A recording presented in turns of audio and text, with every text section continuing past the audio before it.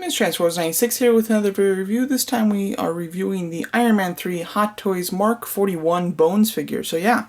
So overall, this was an armor that when it went on pre-order, I really liked it, really admired it, looked really awesome, but wasn't quite sure if I was going to get it. I then continued to him and haw about getting it there for a long time. I waited to see what it would kind of look like when it came out, and overall, I basically decided to buy this when they released the preview image of like 5 Hot Toys figures that were going to be released within like a month, and when they released that image of all of them together, I could see that the bones was all split up onto this really neat looking base, something that none of the preview pictures had, and it didn't say in the description that you were going to get. So that, when I saw that you could split up the armor pieces and actually have a way to display them, that's when I pulled the trigger and decided to purchase this figure. So overall, I'm very happy I did so, though.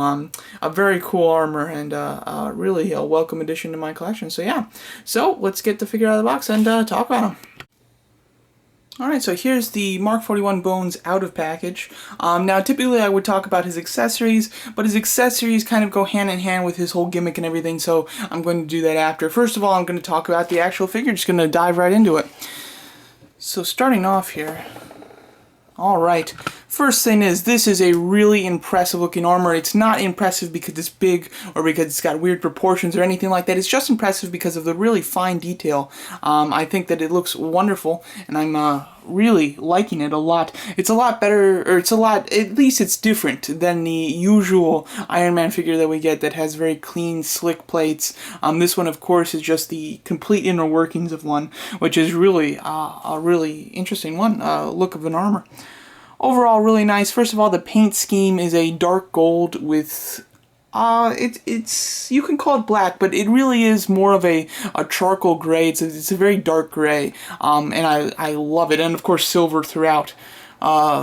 Pretty simple paint colors, yet they're just completely mixed in like all over the place because of how much detail there is. So it really gives it a grand look. Definitely liking it a lot. I like that little kind of graded edges on his cheeks there. I think that that's a really neat touch. Gives him a really interesting look. And definitely he has a few lines in his face. A few more than a usual Iron Man figure does. He's got some really neat and interesting shoulder guards.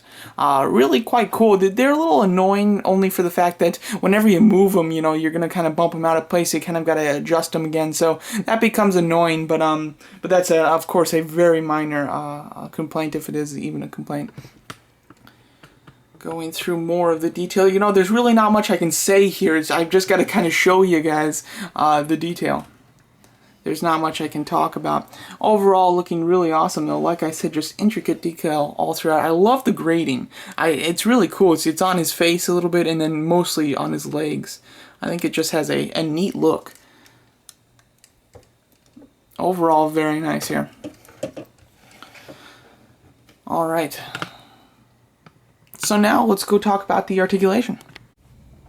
Alright, so before this figure came out, I was expecting the articulation to be a lot less than an average figure. I figured even if it had the right amount of joints and everything, the joints wouldn't move properly, or there would be collectors' fear of moving them because of the magnetics with all the joints. I thought possibly they could be loose, or they'd just be very unmovable, basically, for the most part. So I was very pleased to find out that he actually has a really good amount of articulation. It's still, I would consider it a tad bit less than the average Iron Man figure, but still quite great. And if it is less, it's just a very slight amount, because it is pretty high quality on articulation. So first of all, the neck, it's a magnetic joint, of course, so you've got full range. You can completely look up, you can put them in any sort of Iron Man flight, kind of flying up pose that you want. The neck is fantastic. Shoulders are pretty standard, just ball hinge. You've got a swivel at the bicep. Biceps are pretty small, and they don't have to worry about kind of bumping into the shoulder guards, so they will like completely rotate around, which is great. He's got double hinge elbows that can be extended. This is them extended. Because he's kind of like a skeleton armor, he's he's not really supposed to have a person inside of him. He was basically a prototype for the Mark 42, basically just so that Tony Stark can test how the armor splitting apart and coming back together would work. So because of that, I kind of like to give him some odd proportions. So I've extended the joint there and just left it. I don't plan on pushing it back. I just think it looks a little bit better with his arm slightly longer, but this will extend out, giving more articulation at this joint. This joint will move as much as possible, though, even when the joint isn't extended. He's got a swivel at this area here, and that's of course because it is removable. It is just on a magnet. You've got a ball jointed wrist, same type of ball joint as an average Iron Man, you know, because the palms have to light up. Now, one thing that's interesting is, let me just close it up. Even with his body closed up, he still has articulation. You can move it back a little bit forward and a little bit side to side, which is really cool. And then, of course, it does have the standard Iron Man articulation where you can extend up and get just even further movement with all those joints. But I think that it is pretty cool that even with it pushed down, he still maintains articulation at the waist. That typically isn't the case. Typically, it doesn't have any articulation until you pull his body up a bit. We get down to the thighs. Now the thighs are where he is hindered.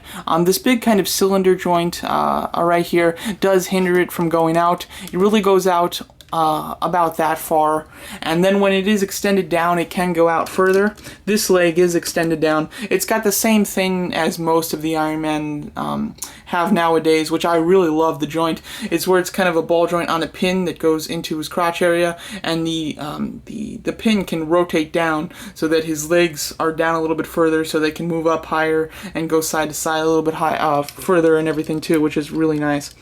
And with his leg extended down, this is about as far forward as you're going to get with that extended articulation. He's got double hinged knees like normal Iron Man, of course. It hinges about that much. Definitely very good articulation. And then some ball jointed ankles, which is really nice, and of course allows him to stand flat even when his feet are kind of out sideways. You can still stand completely flat. So overall articulation is quite good. I would consider it just about as good as a regular Iron Man figure. Has a few places where it's a little less than perfect, with the thighs basically.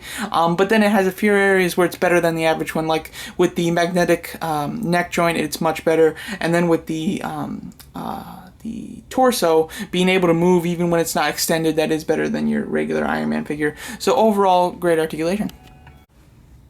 So Bones comes with the standard hands, a pair of fists which are on him at the moment, a pair of repulsor blast hands, and a pair of articulated finger hands. Another thing that he comes with, though, is a sticker sheet.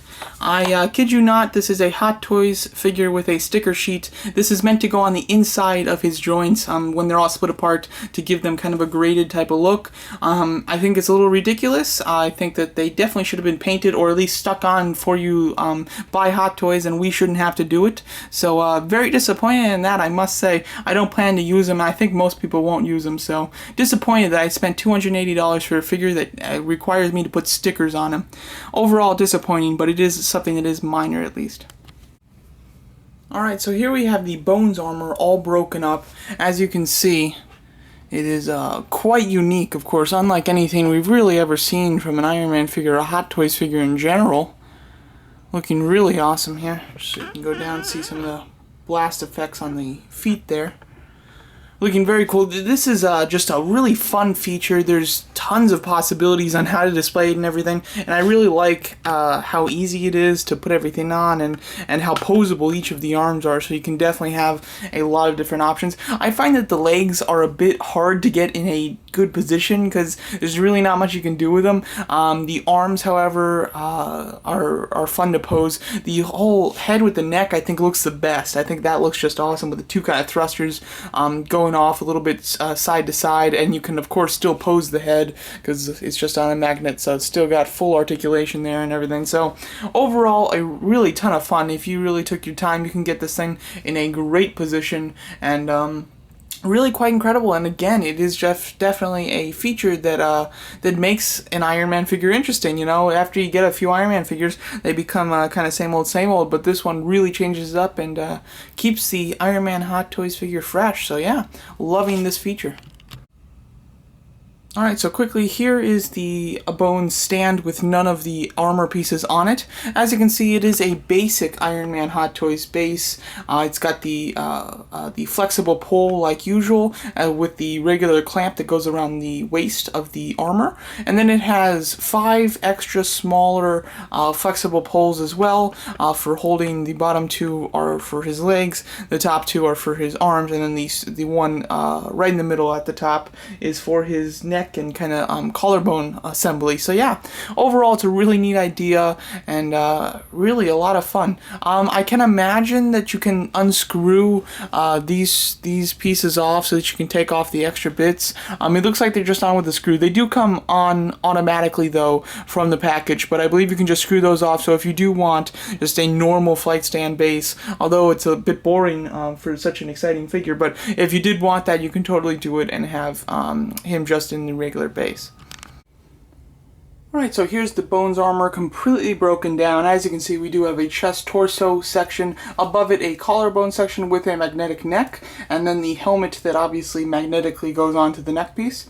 The arm does split in two. I'm not sure why though. There's really no reason for this to come off of this. It's not meant to be displayed that way, so I'm not quite sure why, but it is pretty interesting because you can take like the smaller one, and if you mess around with it, you can actually get it to kind of like stick in this little forearm piece here. Although it's not supposed to, it does work. So you can, if you want just him like shooting off his like glove area, you can do that, which is pretty interesting.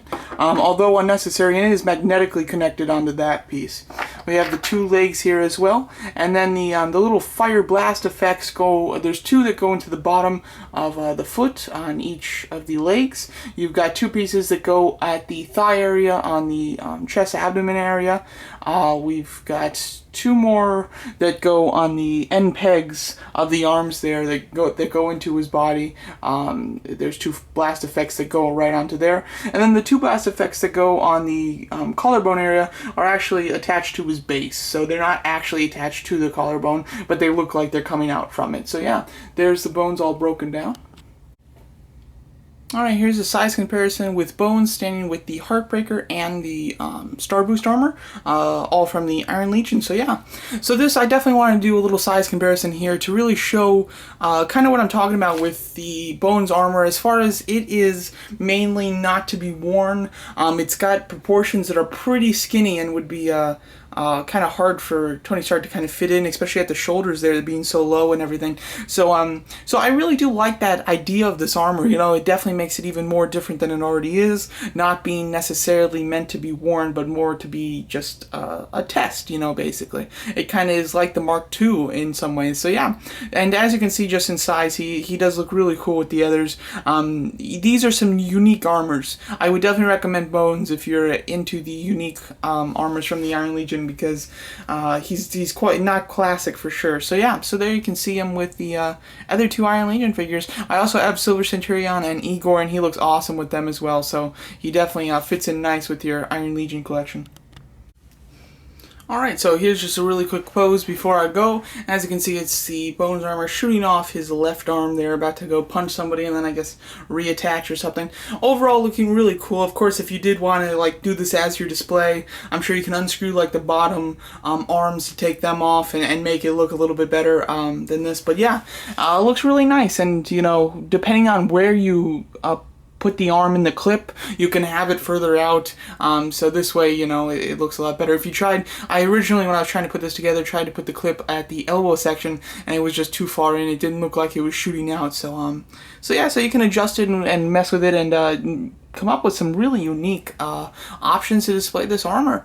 So overall, I would recommend this to any big Iron Man fan that has unique armors. If you just collect classic armors, and obviously if you just want a classic armor, this is not going to be for you. It's going to be for somebody who wants a really odd armor. And I would especially recommend this to any Iron Man collector who, you know, buys a few Iron Mans, doesn't have them all, but has a few, you know, starting to get bored. I have to say, I was kind of in that predicament And I, you know, I've been buying, you know, quite a few Iron Man armors, and there's definitely unique ones and cool looking ones and stuff, but sometimes they just get pretty boring. They come with the same basic base, they come with the same 3 sets of hands, and yeah, so they just, you know, they light up at the chest, eyes, and repulsors, and then they have the same basic articulation, so they've really become kind of just same old, same old. So this really freshens it up, it makes it really cool, and kind of reinvigorates that Iron Man passion of collecting, for me at least. Definitely is a lot of fun and makes me even more excited for the, you know, Shotgun and Striker and other Iron Legion figures to come, because this one is quite cool and definitely very interesting and unique. And when it comes to, you know, Hot Toys, unique is always fantastic. So yeah, there you go. That's my very review of the Hot Toys Iron Man Mark 41 Bones figure. Thanks so much for watching.